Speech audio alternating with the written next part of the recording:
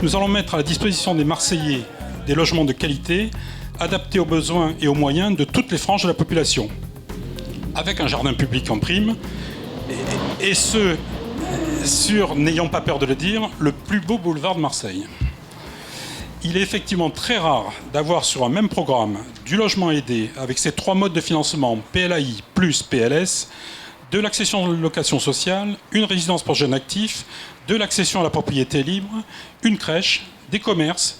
Nous avons apporté sur ce quartier tous les éléments nécessaires au développement équilibré de la ville. Évidemment, pour moi, c'est un très grand plaisir de poser la première pierre ce matin avec vous tous. On est une équipe et donc nous sommes nombreux également et je suis content de le faire en présence de Michel Perrier, qui est président de Maison Familiale de Provence, qui est l'entreprise qui a porté ce projet aux côtés de Sud-Habitat et bien sûr aux côtés d'Amétis, et aussi de Mathias Lévy-Noguer, qui est ici présent, directeur général du groupe Logéo, qui est l'actionnaire de Sud-Habitat.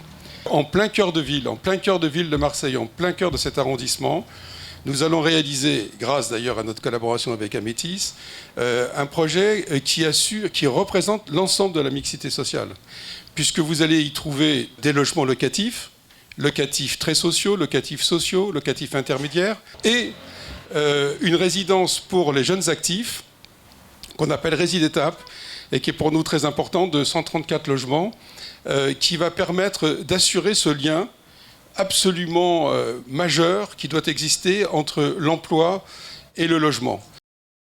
La communauté urbaine est fortement impliquée dans cette opération aux côtés de la ville de Marseille.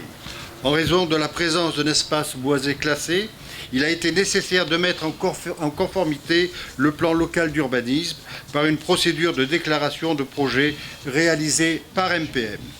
Vous le savez, MPM est délégataire des aides à la pierre depuis 2006. Elle agrée et finance au nom de l'État les opérations de logement social sur son territoire, en dehors des opérations de rénovation urbaine en rue. C'est un programme de qualité respectant les normes environnementales et proposant même un jardin destiné à tous les habitants du quartier.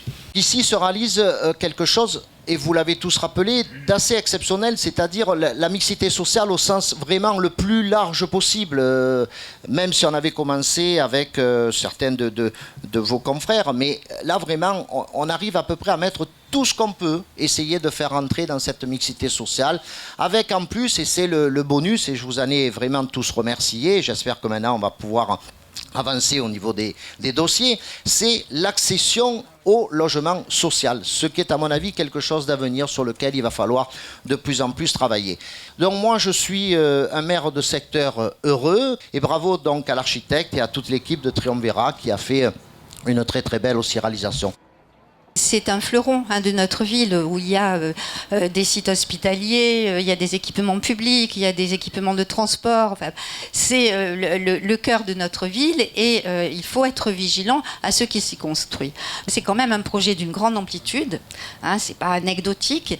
Et c'est vrai, vous l'avez souligné, messieurs les présidents, vous avez essayé de préserver à la fois l'esprit porteur à l'origine de ce projet et à la fois de répondre en termes d'offre de logement. C'est quelque chose de très important pour tous les administrés, pour tous les citoyens. Si on n'a pas le logement, on n'a pas de reconnaissance dans la société.